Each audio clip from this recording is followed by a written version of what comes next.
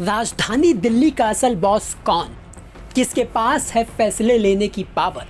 ये वो सवाल है जिसे लेकर दिल्ली के सीएम अरविंद केजरीवाल और दिल्ली के उपराज्यपाल वीके सक्सेना के बीच ऐसी जंग छिड़ी हुई है जो खत्म होने का नाम नहीं ले रही है। इसी तनातनी के बीच पावर और अधिकारों पर खुलकर एक दूसरे से बातचीत करने के लिए पूरे 5 महीने बाद अरविंद केजरीवाल और वीके सक्सेना की मुलाकात हुई। पर अब इस मुलाकात के बाद एक और बवाल छिड़ गया है। अब क्या है ये नया बवाल, चलिए वो बताते हैं आपको। दरअसल एलजी से मुलाकात के बाद अरविंद केजरीवाल सीधा मीडिया से मुखातिब हुए।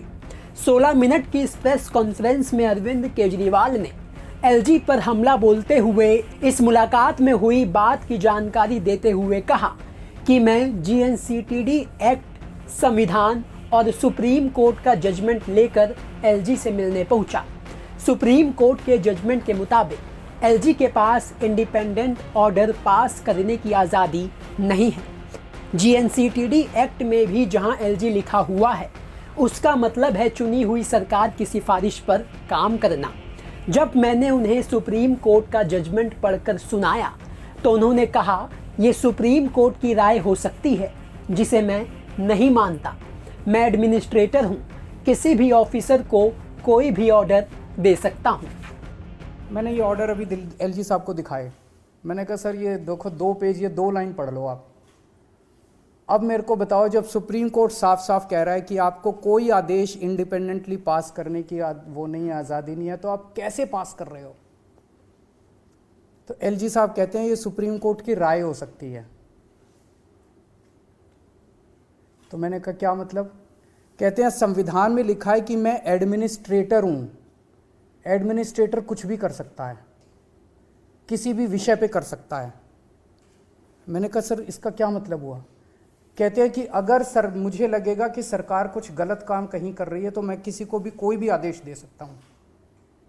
मैंने कहा सर ये रिजर्व सब्जेक्ट, ट्रांसफर्ड सब्जेक्ट कहता है, इसका कोई मतलब नहीं है। मैं एडमिनिस्ट्रेटर हूं। एडमिनिस्ट्रेटर किसी भी सब्जेक्ट के ऊपर किसी भी अफसर को कोई भी आदेश दे सकता है, ये मुझे पावर है। तो मैंने कहा सर कल को मान लीजिए प्रेसिडेंट ऑफ इंडिया कहती है कि मैं मोदी जी के काम से खुश नहीं हूं और वो गलत काम कर रहे हैं, तो वो आदेश दे सकती है? कहते नहीं, वो अलग है। दिल्ली के केस में मैं एडमिनिस्ट्रेटर हूं और मैं सुप्रीम हूं और मेरे को सारी पावर्स हैं और ये सुप्रीम कोर्ट की राय हो सकती है, इसको मैं नहीं मानता। मुझे काफ़ी शॉकिंग लगा जब उन्होंने ये कहा। फिर मैंने उनसे पूछा, मैंने कहा सर आप चीफ सेक्रेटरी से सीधे फाइलें अपने पास मंगाते हैं और चीफ सेक्रेटरी को सीधे फाइलें आप नीचे भेजते हैं। सरकार जो है वो ट्रांजैक्शन ऑफ बिजनेस रूल से चलती है, ये ट्रांजैक्शन ऑफ बिजनेस रूल्स हैं। मैंने उनके सामने रखे। मैंने कहा सर इसमें कहाँ लिखा है कि आप सीधे चीफ सेक्रेटरी को फाइल भेज सकते हो या उससे मंगा सकते हो? उन्होंने फिर कहा कि ये रूल्स मेरे ऊपर लागू नहीं होते। मैं किसी भी अफसर को कोई भी फाइल भेज सकता हूं, किसी भी अफसर से कोई भी फाइल मंगा सकता हूं, किसी भी अफसर को कोई भी डायरेक्शंस दे सकता हूं। अब केजरीवाल के इन तमाम दावों पर एलजी की तरफ से भी बयान आ गया है। एलजी ने न सिर्फ केजरीवाल के सभी दावों का खंडन किया बल्कि यहां तक कह दिया कि उन्होंने अपनी राजनीति को सूट करते हुए बयान जारी किया है। एलजी हाउस की तरफ से कहा गया, सीएम के एलजी से मुलाकात के बाद सुप्रीम कोर्ट सुप्रीमेसी पर दिए गए सभी बयान गुमराह करने वाले हैं, तोड़ मरोड़ कर पेश किए गए हैं। किसी एजेंडा को सूट करने के लिए ये कहा गया है। मुख्यमंत्री को भी संविधान के मुताबिक ही काम करना होगा। किसी कानून को सिर्फ इसलिए चुनौती नहीं दी जाएगी कि उसे लेकर कोर्ट में मामला चल रहा है। यानी मुलाकात के बाद केजरीवाल ने मीडिया के सामने एलजी से मुलाकात को लेकर जो बातचीत होने के दावे किए उसे एलजी ने सरासर झूठा बता दिया। बकायदा एक लिस्ट जारी कर दी जिस पर इस मुलाकात में केजरीवाल और एलजी के बीच बातचीत हुई थी।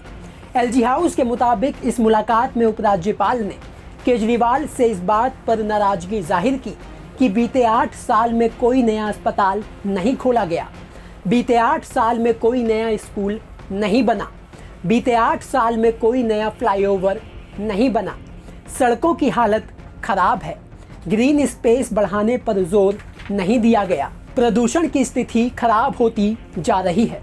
यमुना और ज़्यादा दूषित हुई है। राजधानी में जल निकासी की स्थिति खराब चल रही है। देश हित के प्रोजेक्ट्स में देरी चल रही है। एलजी के मुताबिक सीएम केजरीवाल से इन मुद्दों पर बात की गई, लेकिन इसके उलट केजरीवाल अलग बात होने के दावे कर रहे हैं। अब कौन सच बोल रहा है और कौन झूठ, ये तो भगवान जाने। लेकिन 5 महीने बाद हुई इस मुलाकात से ये आस थी कि शायद दोनों के बीच तल्ख हो रहे रिश्तों में कुछ सुधार होगा, एक बीच का रास्ता निकलेगा, लेकिन ऐसा कुछ ना हुआ। अब ये तनातनी कब ठीक होगी ये तो हम नहीं जानते, लेकिन इतना ज़रूर जानते हैं कि एलजी और केजरीवाल सरकार के बीच ये राजनीति, ये लड़ाई दिल्ली वालों के लिए बिल्कुल ठीक नहीं है, क्योंकि पावर की इस लड़ाई में नुकसान दिल्ली का हो रहा है, दिल्ली वालों का हो रहा है। ब्यूरो रिपोर्ट, दिल्ली तक।